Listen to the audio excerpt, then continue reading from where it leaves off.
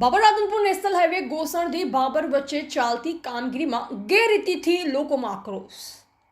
નાણાંની કામગીરીમાં નીતિ નિયમો નેવે મૂકી કામ થતાં વાહન ચાલકો હેરાન પરેશાન જોવા મળ્યા।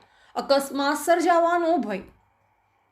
સરહદી વિસ્તારના રોડના કામોમાં મોટા પ્રમાણમાં ભ્રષ્ટાચાર થતો હોવાની ફરિયાદો ઉઠી રહી છે, જેમાં રાધનપુર બાબર નેશનલ હાઈવે ગોસણથી બાબર વચ્ચે ચાલતા રોડના કામગીરીમાં ગેરરીતિ થતી હોવાની ફરિયાદ ઉઠી રહી છે।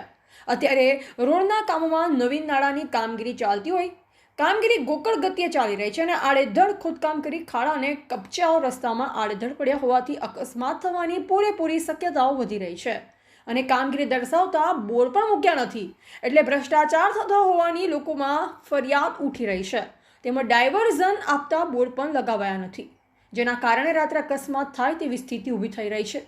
તેમ છતાં કોન્ટ્રાક્ટર સામે અધિકારીઓ ચૂપ કેમ છે તેવા અનેકો સવાલો ઉઠી રહ્યા છે। અહેવાલ ગોપાલ કે પૂજારા, સંબંધ ભારત ન્યૂઝ, બાબર, બનાસકાંઠા।